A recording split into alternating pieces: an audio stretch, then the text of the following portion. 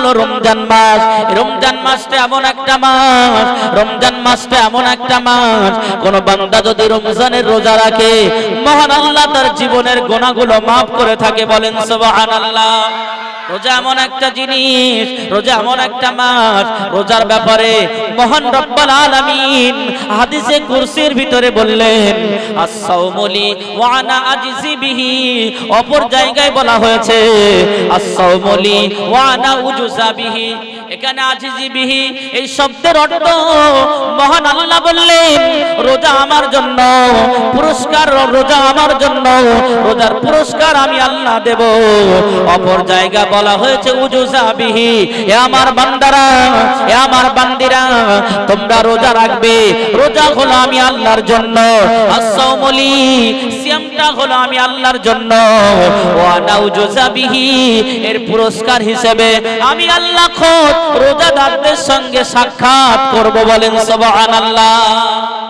তাহলে রোজাদারদের সব থেকে বড় পুরস্কার হলো কিয়ামতের ময়দানে আমার আল্লাহ, রোজাদারদের সব থেকে বড় পুরস্কার হলো আল্লাহর দিদার। জোরে বলেন না সুবহানাল্লাহ। তাহলে আমরা সবাই রোজা রাখবো তো ইনশাআল্লাহ। একটা মানুষ যখন রোজা রাখে, রোজাদারের দুইটি খুশি, একটা হলো ইফতারে আর একটা হলো আল্লাহর দিদারে। বান্দা যখন রোজা রাখে, ইফতার সামনে নিয়ে বসে থাকে, তার মনে একটা অন্যরকম ফিলিং চলে আসে যে আমরা এরপরে 1 মিনিট পরে, 2 মিনিট পরে, 3 মিনিট পরে টাইম হয়ে গেলেই আমরা ইফতার খুলবো। কিন্তু যে রোজা রাখে না, তার সামনে যদি ইফতার দাঁড়িয়ে ইফতার থাকে, তাকে মনে হয় সে নিজে না চোর চোর মনে হয়। ঠিক কিনা ভুল বলেন? রোজা রাখলে ইফতারের স্বাদ আলাদা, আর রোজা না রাখলে ইফতারের মজা লাগবে বলে মনে হয়। রোজা রাখবেন না, ইফতার করবেন, মনে হচ্ছে যেন ঘাস খাচ্ছি, পাতা খাচ্ছি, গোবর খাচ্ছি। কিন্তু রোজা রেখে ইফতার করবেন, মনে হবে যেন জান্নাতের খানা খাচ্ছি। জোরে বলেন না সুবহানাল্লাহ। রোজাদার যখন ঈদের মাঠে যায়, রোজা রাখার 1 মাস রোজা রাখার পরে মুসলমানেরা যখন ঈদের মাঠে যায়, ঈদের মাঠে যখন নামাজের জন্য দাঁড়িয়ে যায়, রমজান মাসটা রোজা রাখার পরে শাওয়াল মাসের 1 তারিখে যখন ঈদের চাঁদ উঠে যায়, ঈদের ময়দানে যখন মুসলমান চলে যায়, যারা রোজাটা রাখে এদের ঈদের নামাজের সময় অন্যরকম আনন্দ হয়। কিন্তু যারা রোজা রাখে না, এরা যখন ঈদের মাঠে যায় নিজেদের কিন্তু চোর চোর মনে হয়। 1 মাস রোজা রাখিনি, নামাজে দাঁড়িয়ে গেছি, তারা প্রকাশ করতে পারে না, কিন্তু নিজেদের চোর চোর মনে হয়।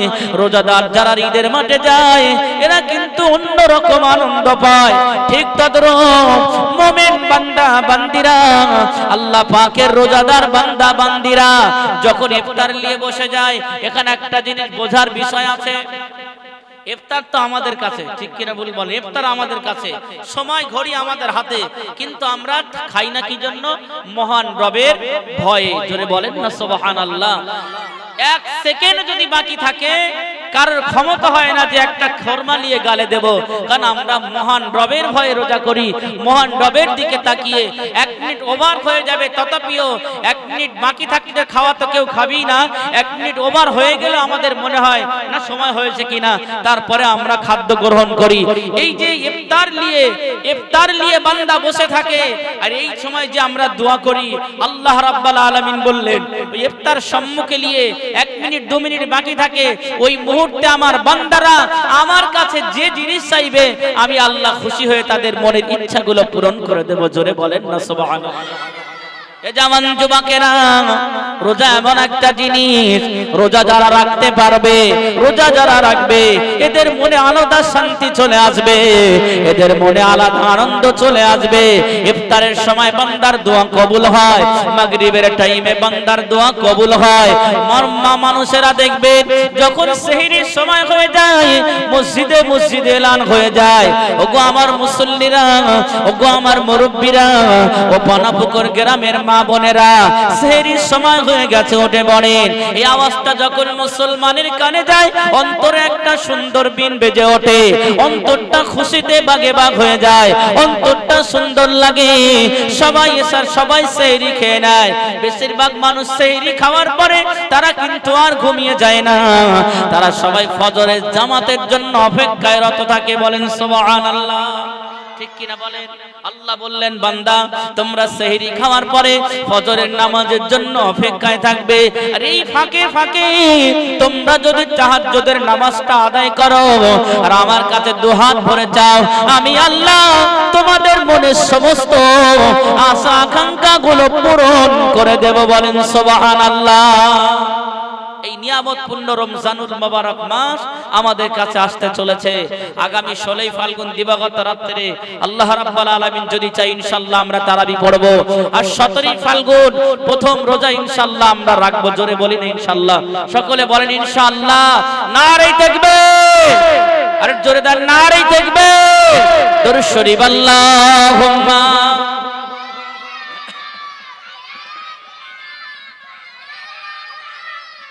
وعلى آل سيدنا কাঁদে উম্মা কাঁদে মুমিন কাঁদে মুমিনা, খালি ভুবন রহিল পড়ে আর নবী এলো না। কাঁদে উম্মা কাঁদে মুমিন কাঁদে মুমিনা, খালি ভুবন রহিল পড়ে আর নবী এলো না। আসবে না নবী আর এ ভুবনে, হইবে না দেখায়ার এ জীবনে। দেখা দিও নবী তুমি হাসরের দিনে, কাঁদে উম্মাত কাঁদে মুমিন কাঁদে মুমিনা, খালি ভুবন রহিল পড়ে আর নবী এলো না। আল্লাহুম্মা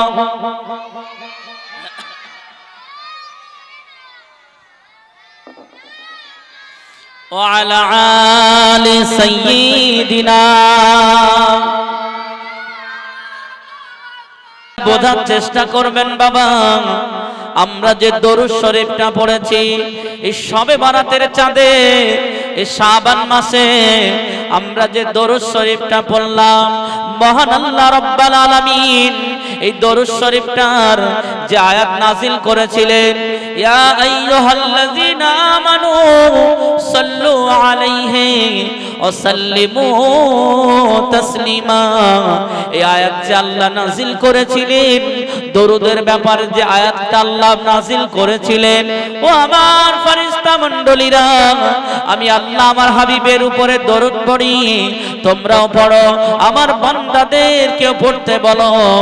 আমার আল্লাহ যে দরুদ পড়তে বললেন, যে আয়াতটা নাজিল করেছিলেন, ওই আয়াত পাকটাই আমার আল্লাহ এই শবে বরাতের চাঁদ অর্থাৎ শাবান মাসে নাজিল করেছিলেন। বলেন সুবহানাল্লাহ। কত বরকতপূর্ণ একটা মাস আমরা পেয়েছি। এ মাসে আরো বহু ইতিহাস আছে। এখন তো কাবা শরীফটা কিবলা আছে, রাসূলুল্লাহর জামানায় কাবা শরীফ কিবলা ছিলেন না। রাসূলুল্লাহর জামানায় কাবা শরীফ কিবলা ছিল বাইতুল মুকাদ্দাস, যেটা এখন ফিলিস্তিনের জমিনে অবস্থিত। এই বাইতুল মুকাদ্দাসটা তখন কিবলা ছিল। আমার আপনার নবীর মুখে বলতে লাগে না, শুধু অন্তরে অন্তরে ভাববেন, আমার আল্লাহ সেটা কবুল করেন। জোরে বলেন না সুবহানাল্লাহ। আমার আপনার নবী দিন দুনিয়ার বাদশাহ হাবিবুল্লাহ জনাবে মুহাম্মদুর রাসূলুল্লাহ সাল্লাল্লাহু আলাইহি ওয়াসাল্লাম আল্লাহর নবী বাইতুল মুকাদ্দাসের দিকে ফিরে নামাজ আদায় করলেন। এমত অবস্থায় নবী আমার মনে মনে ভাবলেন, মনে মনে ভাবতে আরম্ভ করেন, যদি আমার আল্লাহ যদি কাবা শরীফটা আমি মুহাম্মদুর রাসূলুল্লাহ সাল্লাল্লাহু আলাইহি ওয়াসাল্লামের জন্য যদি কিবলা বানিয়ে দিতেন, আমি নবী বড় খুশি হয়ে যেতাম। কারণ কাবা শরীফের মুতাওয়াল্লি ছিলেন আমি রাসূলুল্লাহর দাদু, আমি রাসূলুল্লাহর দাদু। আল্লাহর নবীর দাদু জান আব্দুল মুত্তালিব ছিলেন কাবা শরীফের মুতাওয়াল্লি। আমার আপনার নবী মনে মনে শুধু ভেবেছেন, মহান আল্লাহ যদি আমি নবীর জন্য বাইতুল মুকাদ্দাসটা কিবলা না করে কাবা শরীফটা কিবলা বানিয়ে দিতেন, আমি নবী বড় খুশি হয়ে যেতাম। খালি এতটুকু মনে করেছেন। এই কিবলা যে পরিবর্তন হয়েছিল, যে আয়াতটা নাজিল হয়েছিলেন, এই আয়াতটা হলো কদ নারা তাকাল্লুবা ওয়াজহিকা ফিস সামাই فلنولينك قبلة ترضاها فول وجهك شطر المسجد الحرام বলেন সুবহানাল্লাহ। আর একটু জোরে বলে। কাবা পরিবর্তন যে হয়েছিল, আয়াত যে নাজিল হয়েছিল, এই কাবা পরিবর্তনের আয়াতটা আমার আল্লাহ শবে বরাতের চাঁদ অর্থাৎ শাবান মাসে নাজিল করেছিলেন। বলেন সুবহানাল্লাহ। এই সেই শবে বরাতের চাঁদ, এই সেই মাস, এই মাসেতেই আল্লাহ রাব্বুল আলামিন কাবা পরিবর্তনের আয়াত নাজিল করেছিলেন, হারাম শরীফের আয়াত নাজিল করেছিলেন। আমার আপনার নবীর জন্য বাইতুল মুকাদ্দাস থেকে এই শবে বরাতের চাঁদে কিবলাটাকে, কাবাটাকে কিবলা বানিয়েছিলেন এই শবে বরাতের চাঁদে। বলেন সুবহানাল্লাহ। সেই মাসে আমরা পদার্পণ করেছি, সেই মাসে আছে। এর আগের মাসটা আমাদের কি মাস গেছে? রজব মাস। আমার আপনার নবী যখনই রজব মাস আসতেন, সকলে আমার সঙ্গে মনে মনে বলেন, আল্লাহর নবী একটা দোয়া পড়তেন, আল্লাহুম্মা বারিক লানা ফি রজব শাবানা ওয়া বাল্লিগনা রমাদান। এর অর্থ হলো এটা, রব্বুল আলামিন আল্লাহ আমার আপনার নবী মহান রবের কাছে এই দোয়াটা পড়তেন, আল্লাহ আপনি আমাকে রজব শাবানে হায়াতে বরকত দেন এবং রজব আর শাবান পর্যন্ত আমাকে হায়াত রাখেন, আমি রাসূলুল্লাহ যেন রমজানের রোজাটা রাখতে পারি। বলেন সুবহানাল্লাহ। তাহলে আমার আপনার নবী রজব মাস যখনই আসতেন, শুধু রজব মাসে নয়, সারা শাবান মাসে আমার আপনার নবী এই দোয়াটা পড়তেন। আল্লাহর নবী মসজিদে নববী হাজির, এমত অবস্থায় আল্লাহর রাসূলের সাহাবা জিজ্ঞাসা করলেন, ইয়া রাসূলুল্লাহ, হাবিবাল্লাহ, হুজুর আপনি রমজান মাস ব্যতীত শবে বরাতের চাঁদে এত বেশি রোজা রাখতে, এত বেশি রোজা রাখেন, ইয়া রাসূলুল্লাহ আমরা অন্য কোন মাসে আপনাকে এত বেশি রোজা রাখতে দেখি নাই। যত রোজা আপনি শাবান মাসে রাখেন, যত রোজা আপনি শবে বরাতের চাঁদে রাখেন। আমার আপনার নবী ওই সময় বলেছিলেন, ও আমার সাহাবীরা, ও আমার সাহাবায়ে কেরামেরা, আমি রাসূলুল্লাহ এটা জানি, মহান আল্লাহ রাব্বুল আলামিন বান্দার একটি বছরের আমলগুলো, বান্দা সারা বছরে যে আমল করে, বান্দা সারা বছর যে আমল করে, এই আমলগুলো এই শবে বরাতের চাঁদে মহান রবের কাছে জমা হয়। সেই জন্য আমি নবী মুহাম্মদুর রাসূলুল্লাহ সাল্লাল্লাহু আলাইহি ওয়াসাল্লাম, আমি নবী মনে মনে করে নিলাম আমার আমলটা যেন মহান রবের কাছে রোজা অবস্থায় পৌঁছে যায়। বলেন সুবহানাল্লাহ। আর একটু জোরে বলে। এটাই সেই শবে বরাতের চাঁদ, শবে বরাতের মাস, যে মাসে রাসূল আমার বেশি বেশি রোজা রাখতেন, যে আমার আমলটা যেন মহান রবের কাছে, আমলটা যেন মহান রবের কাছে রোজা অবস্থায় পৌঁছে যায়। জোরে বলেন না সুবহানাল্লাহ। এ জওয়ান যুবকেরা, সেই জন্য আমার আপনার নবী রমজানের প্রস্তুতি স্বরূপ এই মাসে বেশি বেশি রোজা রাখেন, এই মাসে বেশি বেশি আমল করেন। আল্লাহর নবী বেশি রোজা রাখতেন, ওই জন্য আমরা রাসূলুল্লাহর অনুসরণ করার কারণে আমরা সকলেই মাসে বেশি বেশি রোজা রাখবো। বলেন সুবহানাল্লাহ। আর একটু জোরে বলে দরুদ শরীফ। আল্লাহুম্মা মাইক প্রচুর খারাপ। ওয়া আলা আলি সাইয়্যিদিনা, নবীর রোজা শরীফ দেখে মন ভরে না, দিদার দাও গো শাহে মদিনা, দিদার দাও গো শাহে মদিনা, নবীর রোজা শরীফ দেখে दीदार दो शाहे मदीना दीदार दो शाहे मदीना आरो सेरी मेहमान করেছেন আল্লাহ কত শান কত মান মোর কামলিওয়ালা ও গো মদিনাওয়ালা করো করুণা दीदार दाओ गो शाह मदीना दीदार दाओ गो शाह मदीना अल्लाहुम्मा सल्लि अला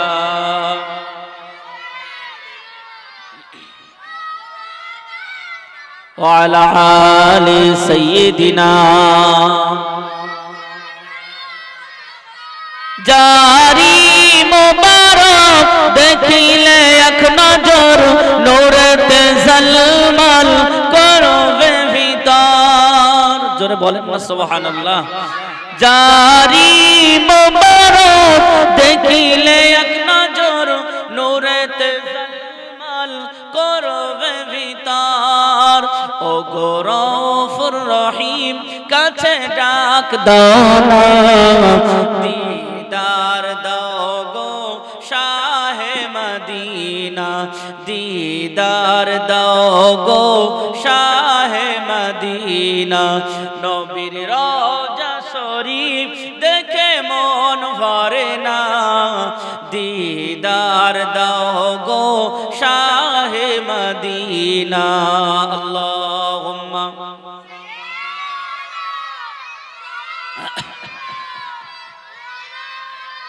वाला आले सय्यिदिना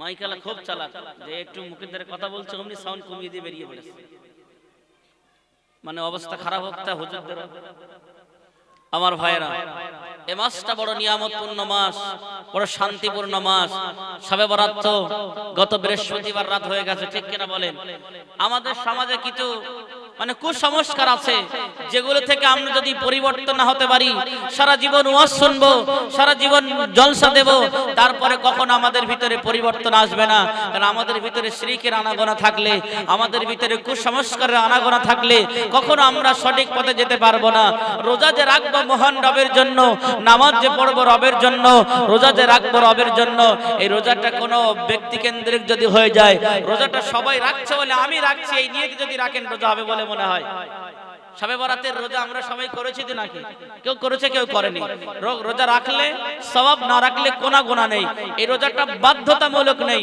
তবে রাখলে অনেক ফায়দা আল্লাহর নবী বললেন কেউ যদি শবে বরাতের রোজা রাখে কেউ যদি শাবান মাসে বেশি বেশি রোজা রাখে আল্লাহ রাব্বুল আলামিন তার পিছনের গুনাহগুলো maaf করে থাকেন বলেন না সুবহানাল্লাহ এই মাসে সারা মাস রোজা রাখার কথা বলা হয়েছে কিন্তু আমাদের ঘরের আমরা বছরে আমাদের ঘরের মা বোনেরা বা আমরা শুধু এই দুটো করে রোজা রাখি আর সারা মাস রোজা রাখার চিন্তা করি না কারণ এই দুটো রোজা রাখতে হবে বলে আমরা রাখি ঠিক কিনা ভুল বলেন অথচ রাখতে হবে বলে রাখলে রোজাটা হবে না আপনার কারণ এটা নফল রোজা এখানে বলা হয়েছে কোন মহিলা যদি নফল রোজা রাখে তার স্বামীর পারমিশন ছাড়া নফল রোজা রাখতে সে পারবে না এটাই শরিয়াত স্বামী যদি হুকুম দেয় যে তুমি নফল রোজা রাখো তাহলে তার স্ত্রী নফল রোজা রাখতে পারবে স্বামীর বিনা অনুমতিতে নফল রোজা রাখতে পারবেন না তাহলে নফল রোজার স্বামীর পার্থক্য দেখেছেন আপনি ভুল বুঝবেন না শরীয়তটাকে আমাদের ভুল বোঝানো হয়েছে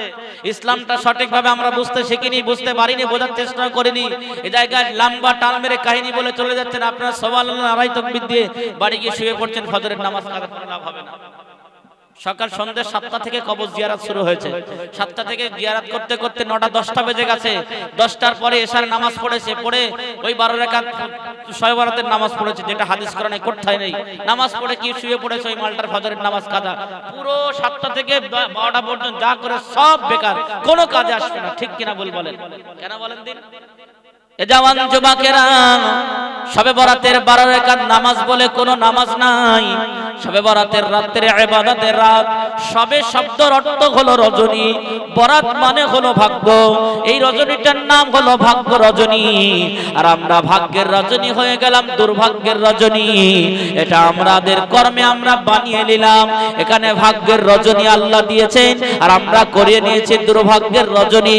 আসুন বোঝার চেষ্টা করুন, আমরা আমল করব সুন্নাহ অনুযায়ী, রাসূলুল্লাহর তরিকা অনুযায়ী। রাসূলুল্লাহর তরিকার বাইরে যতই আমল করি সারা জীবন খেটে খেটে জীবন শেষ হয়ে যাবে, কিন্তু জমার খাতায় কিছু পাবো না, জিরো আর জিরো রয়ে যাবে। এ জামান যুবকেরা, ওই রাত্রে আপনার ব্যক্তিগত রাত, আপনি নামাজ পড়েন, রোজা রাখেন, সব কিন্তু আপনার ব্যক্তিগত। 4 রাকাতও পড়তে পারেন, 2 রাকাতও পড়তে পারেন, 40ও পড়তে পারেন, আবার নাও পড়তে পারেন, কিন্তু নির্দিষ্ট করে কোন জায়গায় বলা হয়নি 12 রাকাত পড়তে হবে। কথা কি বুঝতে পারছেন আপনারা? আমি ছোট মানুষ, আমার কথা বিশ্বাস হবে না। আপনাদের পরিচিত মুফতি সাহেবের কাছে জিজ্ঞেস করবেন যে অমুক একটা ছোট বাচ্চা হুজুর বলে গেছে যে শবে বরাতের 12 রাকাত নামাজ নেই। আপনার খুশি, আপনি সারা রাত নামাজ পড়তে পারেন, কিন্তু রাকাত নির্দিষ্ট নেই। আমি আপনাদের নামাজ পড়তে বারণ করছি না, পড়বেন, কিন্তু রাকাত নির্দিষ্ট করেন, আপনার ইচ্ছা মতন খুশি মতন আপনি পড়বেন। এ জামান যুবকেরা, আসুন আমরা কিভাবে আমাদের ইবাদতগুলো নষ্ট করে দেই। সন্ধ্যা 7টা থেকে নিয়ে 12টা পর্যন্ত জিয়ারত করলাম, তারপর নফল নামাজ পড়ে ইমাম সাহেব দোয়া করে দিল, আমরা বাড়ি গিয়ে শুয়ে পড়লাম। ফজরের নামাজ কাজা হয়ে গেল, আসল জিনিসটা ছিল ফজর, আর আমরা আদায় করেছি নফল। বলুন ওই নামাজ কাজে আসবে? এখানে বোঝার চেষ্টা করবেন, আল্লাহর নবী স্পষ্ট ভাষায় বলেছেন, ও আমার উম্মত উম্মতিরা, তোমরা যদি এশার নামাজ আদায় করো, তোমরা যদি এশার নামাজ জামাতে পড়ো, এশার নামাজ জামাতে পড়ে যদি শুয়ে পড়ো, আর ফজরের নামাজ যদি জামাতে আদায় করো, আমি রাসূলুল্লাহ জানিয়ে দিলাম সারা রাত ঘুমিয়ে থাকলেও তোমাদের নাম ও আমলে এই ঘুমটা নফল ইবাদতে সব লেখা হবে। বলেন সুবহানাল্লাহ। শর্ত দিয়েছে কি? এশার নামাজ জামাতে আদায় করতে হবে আর ফজরের নামাজ জামাতে আদায় করতে হবে। এর ভিতরে আপনি নামাজ পড়বেন না ঘুমাবেন আপনার ব্যক্তিগত ব্যাপার। আল্লাহ রাসূল বললেন, যারা এশার নামাজ জামাতে আদায় করে শুয়ে পড়লো এরা অর্ধেক রাত ইবাদতে সওয়াব পেয়ে গেল, এবং ফজরের নামাজ যারা জামাতে আদায় করলো এরা সারা রাত ধরে ইবাদতে সওয়াব এদের নামে আমলে পেয়ে গেল। জোরে বলেন না সুবহানাল্লাহ। আমরা কি করি? কবর জিয়ারত করা কি সুন্নাত। কেউ যদি বেদাত বলেন সে নিজেই বেদাত, সে আসলে জানে না শরীয়ত সম্পর্কে। কবর জিয়ারত আপনারা করবেন, পিতামাতার কবরের সামনে গেলে চোখ দিয়ে এমনি এমনি পানি আসবে, দোয়া করার প্রয়োজন লাগবে না। আপনার হাত তোলার আগে আপনার মায়ের কবরের সামনে আপনি দাঁড়াবেন, আপনার চোখ দিয়ে এমনি এমনি পানি চলে আসবে।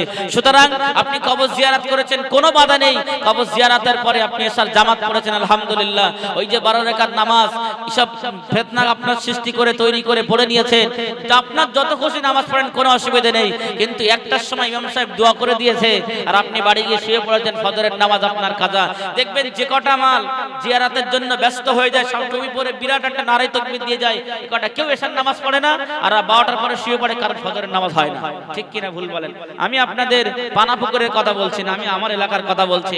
নিজে দেখেছি তো, 12টা 1টা পর্যন্ত মসজিদে থেকে যে ছেড়ে দিয়েছে, বাড়ি গিয়ে শুয়ে পড়েছে, ফজরের নামাজ আর কার খুঁজে পাওয়া যায়নি। ইবাদত কাজে আসবে বলে মনে হয়? কাজে আসবে বলে মনে হয়? নফল নামাজ পড়ার ফজর ছেড়ে দেওয়া কেমন জানেন? ন্যাংটো হয়ে পাগড়ি বাঁধলে যেমন দেখায় ঠিক তেমন। ন্যাংটো যদি পাগড়ি বাঁধেন, এই পাগড়ির কোন ইজ্জত থাকবে বলে মনে হয়? আমার কথা আপনার ভুল বুঝতেছেন। এটাই সঠিক শরিয়ত, এটাই সঠিক কোরআন সুন্নাহ। সুতরাং আমাদেরকে বেঠিক বোঝানো হয়েছে, আমাদেরকে শুধু বিভ্রান্তমূলক ভাবে বোঝানো হয়েছে। এই সঠিক ইসলাম যদি আমরা মানতে পারি, সারা জীবন ইবাদত করব, আমাদের কাজে আসবে। অনেক মা বোনেরা আছে কেমন জানেন, সারা বছর রোজা নামাজ করবে না, সবে বরাতের রাত্রির বেলা নিয়ত করে পাশে অনেক যারা বসে থাকে, বুড়া বসে থাকে, আল্লাহু আকবার, আসসালামু আলাইকুম, দুটো রাকাত হয়েছে গো, বলে 40 রাকাত হয়েছে। 40 রাকাত হয়েছে, আমার 52 রাকাত চলছে। অথচ ওই মালটা ফজর এশার নামাজ পড়েনি, ও ঘুমিয়ে পড়বে, ফজরের নামাজও পড়বে না, ও 40 রাকাত 52 রাকাত নফল নামাজ পড়ে শুয়ে পড়বে, ফজরের নামাজ আর পড়বে না। আমার মায়েরা, আপনাদের 40 রাকাত নামাজ পড়তে হবে না, আপনি ফজর এশার জামাতের এশার নামাজটা, ফরজ নামাজটা আদায় করুন আর ঘুমিয়ে যান, আর ফজরের নামাজটা আদায় করুন। দেখবেন সারা রাত আপনি নফল নামাজ পড়বেন, যে সওয়াব পাবেন, আপনি ঘুমিয়ে ঘুমিয়ে আমার আল্লাহ আপনার নামে আমলে সেই সওয়াব দেবে। জোরে বলেন না সুবহানাল্লাহ। এ জাওয়ান যুবকেরা, এই শাবান মাসের পরে আমাদের কাছে যে মাসটা আসবে ওই মাসটার নাম জওয়ান যুবকেরা ভুল আমায় বুঝবেন না বাবা, এই শবে বরাতের চাঁদ আমাদের মাঝে এখনো বিদ্যমান রয়েছে। আমরা অনেকেই মনে মনে করি শবে বরাত হয়ে গেল মানে চাঁদের বরকত শেষ হয়ে গেল, ঠিক কিনা ভুল বলেন? কিন্তু এমন কোনো কথা নয়। শবে বরাত চলে গেল তো কি হলো, কিন্তু চাঁদ এখন আসমানে উদিত রয়ে গেল, চাঁদের বরকত কিন্তু এখনো রয়ে গেছে। শুধু শবে বরাতের আগে আর পরে রোজা রাখবো না, আমার আপনার নবী গোটা মাসটাই রোজা রাখতেন। ওই জন্য আমরা যখন সময় পাবো, যখন সুযোগ পাবো তখন রোজা রাখবো। আমাদের সমাজে দেখবেন খ্রিস্টানদের কালচার, আমি একটা হাদিস বলেছিলাম, আমি একটা হাদিস আপনাদের শুনিয়েছি। এই হাদিসের ব্যাখ্যা হলো, কেউ যদি কোন জাতির অনুসরণ করে, মান তাসাব্বাহা বিকওমিন ফাহুয়া মিনহুম, আল্লাহ নবী জানিয়ে দিলেন কোন মুসলমান যদি কোন বেধর্মীদের অনুসরণ করে, কোন মুসলমান যদি খ্রিস্টানদের অনুসরণ করে, কোন মুসলমান যদি গায়ের কওমদের অনুসরণ করে, কিয়ামতের ময়দানে তাদের সঙ্গে তাদের হাসর নাসর হবে, এটাই ফাইনাল, কোনো সন্দেহ নাই। আপনি খ্রিস্টানদের রীতিনীতি আপনার ভিতরে আনবেন, আপনার ভিতরে আনেননি, আপনার ছেলে মেয়েদের ভিতরে চলে এসেছে, আপনি জানার পরে বারণ করেননি। সুতরাং আপনার সন্তানের সাথে আপনাকেও হাসর নাসরে যেতে হবে, খ্রিস্টানদের সঙ্গে, বেধর্মীদের সঙ্গে। আজকের আমাদের সেটা মনে রাখতে হবে। এটা আরবিতে শবে বরাতের চাঁদ, আর ইংরেজি কি মাস জানেন? এটা ফেব্রুয়ারি মাস। গত কালকেরে 14 ফেব্রুয়ারি ছিল।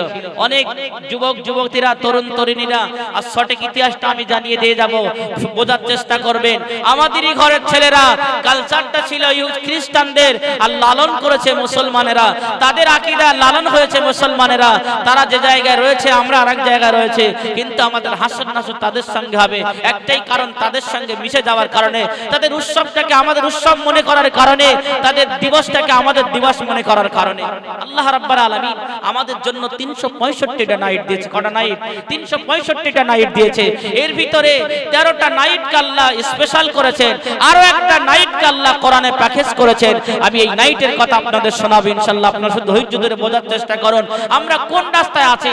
গতকালকের যে 14 ফেব্রুয়ারি গিয়েছে, এই দিনটাকে ভ্যালেন্টাইন্স ডে, যেটা বিশ্ব ভালোবাসা দিবস বলা হয়, বিশ্ব বেহায়া নির্লজ্জ দিবস যেটা বলা হয়। আমি গায়ের কম হিন্দু অন্য ভাইদের দোষ দেব না। আমার ঘরের যুবকেরা যুবতীরা দেখবেন গোলাপ ফুল নিয়ে একটা ছেলে একটা মেয়েকে গিফট করেছে।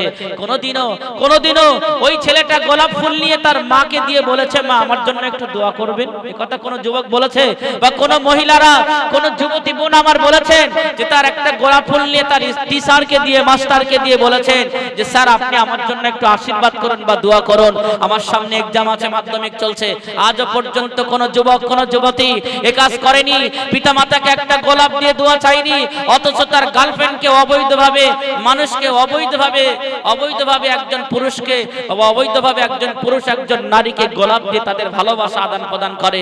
আবার তারা বলে আল্লাহর জন্য ভালোবাসি। কোন অবৈধ, কোন পরনারীকে বা কোন পর পুরুষকে আল্লাহর জন্য ভালোবাসা যাবে কিনা আপনাদেরকে জিজ্ঞাসা করছি? ভালোবাসা যাবে? একমাত্র আল্লাহর জন্য আপনার মাকে ভালোবাসতে পারবেন, আপনার মেয়েকে ভালোবাসতে পারবেন, আপনার বোনকে ভালোবাসতে পারবেন, আপনার বিবিকে ভালোবাসতে পারবেন।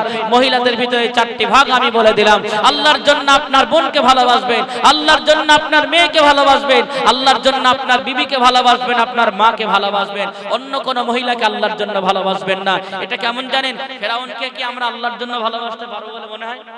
কথা বলেন, পারবো? আবু জাহেলকে কি আল্লাহর জন্য ভালোবাসা যাবে? তাহলে আপনি কেন অপরের মেয়েকে আল্লাহর জন্য ভালোবাসতে যাবেন?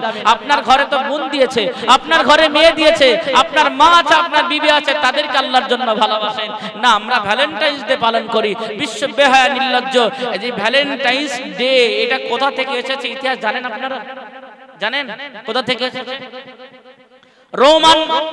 রোমান বাদশা সেই যুগে 270 খ্রিস্টাব্দের কথা, এটা 270 খ্রিস্টাব্দে তখন চলছে। রোমান বাদশা, পুরো এলাকায় তিনি বাদশা ছিলেন, তানার এলাকায়, তানার রাজ্যে, তানার দেশে তিনি এলান করেছেন যে আমার দেশে এই মুহূর্ত থেকে, আজ থেকে বিবাহ বন্ধ, একেবারে বিবাহ শাদী চলবে না, কেউ বিবাহ করতে পারবে না। এই আইন যখন তিনি পাশ করেছেন, সেন্ট ভ্যালেন্টাইন্স বলে একজন ব্যক্তি ছিলেন, এ ছিলেন খ্রিস্টানদের একজন পাদ্রী, একজন ধর্মগুরু। সেন্ট ভ্যালেন্টাইন্স, ওর নামই হচ্ছে সেন্ট ভ্যালেন্টাইন্স। এই সেন্ট ভ্যালেন্টাইন্স রোমের একজন খ্রিস্টান এবং খ্রিস্টান পাদ্রী, যে তাদের ধর্মগুরু বলা হয়।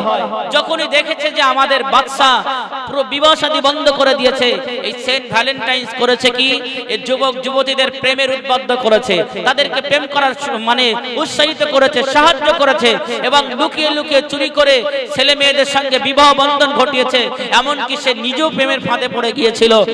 এমন এই খবরটা যখন বাদশার কানে চলে গেল, বাদশার কানে চলে যাওয়ার পরে বাদশা মনে মনে করলেন, বাদশা ভেবে নিলেন যে আমি তো বিবাহ শাদী বন্ধ করে দিয়েছি, সেন্ট ভ্যালেন্টাইন্স যে কিনা আমাদের ধর্মগুরু বলে যাকে জানি, যে কিনা আমাদের পুরোহিত, যে কিনা আমাদের জাত, সুতরাং সে এমন একটি কাজ করতে পারে, সে দেশের বিরুদ্ধে চলে যেতে পারে, সরকারের বিরুদ্ধে যেতে পারে।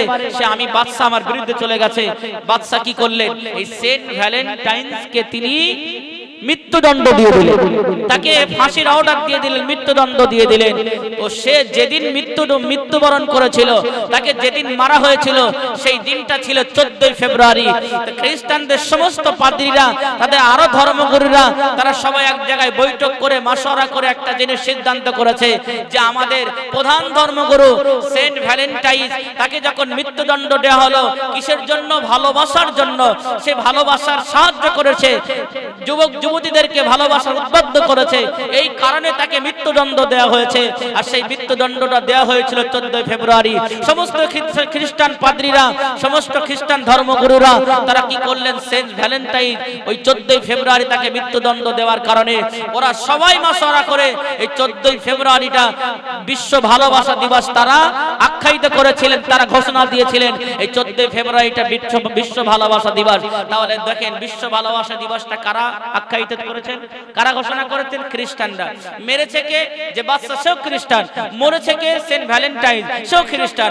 ওই জন্য যে ব্যক্তিটা মরে গেছে তার নাম সেন্ট ভ্যালেন্টাইন, ওই ওর নামকরণ করে শুধু একটা জিনিস, একটা দিন বাড়িয়েছে, ডে করেছে। পুরো নামটা কি হয়েছে? ভ্যালেন্টাইন্স ডে, ভালোবাসা দিবস, বিশ্ব বেহায়া নির্লজ্জ দিবস। তাহলে এই কালচারটা কাদের? মুসলমান না খ্রিস্টানদের? খ্রিস্টানরা। তারা চালু করেছে, তারা মেরেছে, তারা মরেছে, তারাই এই দিনটাকে বেহায়া বিশ্ব দিবস করেছে, ভালোবাসা দিবস করেছে, আর মুসলমানরা সেটা লালন করেছে। ওই জন্য তো আল্লাহ রাসূল বলেছেন, আল্লাহ রাসূল বলেছেন, মান তাসাব্বাহা বিকওমিন ফাহুয়া মিনহুম। আমার যদি কোনো উম্মত সে যদি অন্য কোন জাতির অনুসরণ করে, তাদের সঙ্গে তাদের হাসর নাজর হবে। 14 ফেব্রুয়ারি যারা ভালোবাসা দিবস পালন করবে, এরা কখনো মৃত্যুর সময় মুসলমান থাকবে না, এরা ইহুদি খ্রিস্টান হয়ে মরবে, আর তাদের সঙ্গে তাদের হাসর নাজর হবে। বলেন না নাউযুবিল্লাহ, জোরে বলেন না নাউযুবিল্লাহ। ইতিহাসটা বুঝতে পেরেছেন? আজ আমাদের ঘরের ছেলেরা, আমাদের ঘরের মেয়েরা, আফসোস লাগে, কোনোদিন আপনার মেয়েটা একটা গোলাপ নিয়ে স্কুল থেকে কিনে এনে আপনাকে বলেনি, মা, আপনাকে বলেনি, আব্বা এই গোলাপটা তোমাকে দিচ্ছে, আমার জন্য একটু দোয়া করবে? কোনোদিন করেছে? আপনার মেয়েটা চুরি করে অন্য ছেলেকে গোলাপ কিনে দিচ্ছে আপনার কাছ থেকে পকেটের পয়সা নিয়ে, কিন্তু ওই মেয়েটা, ওই ছেলেটা আপনার কাছে দোয়া নেওয়ার জন্য একটা ফুল পর্যন্ত আপনাকে দেয়নি। এ জওয়ান যুবকেরা, শুনতে খারাপ লাগবে কিন্তু এটাই বাস্তব।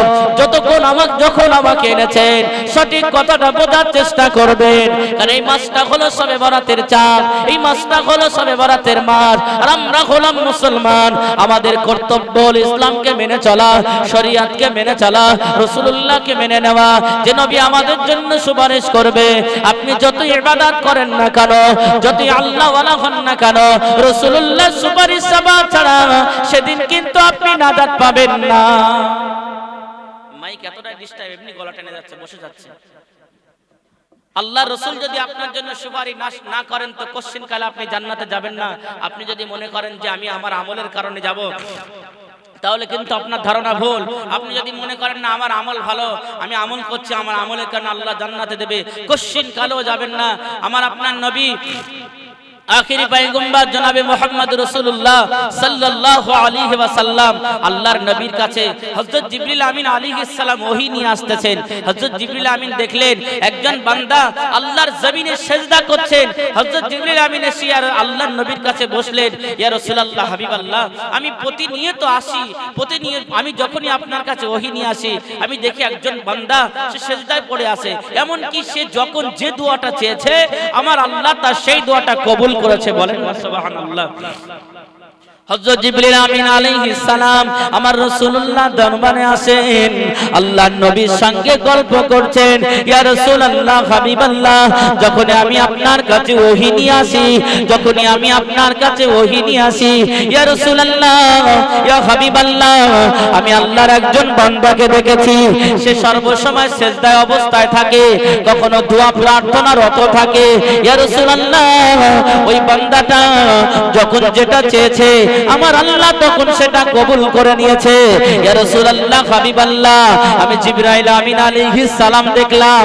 ইয়া রাসূলুল্লাহ, কিয়ামত হয়ে গেল, কিয়ামতের ময়দানে আমার আল্লাহ বান্দাকে জিজ্ঞাসা করেছে, ও বান্দা শোনো, তুমি তোমার আমলের কারণে না আমি আল্লাহর দয়ার কারণে জান্নাতে যেতে চাও?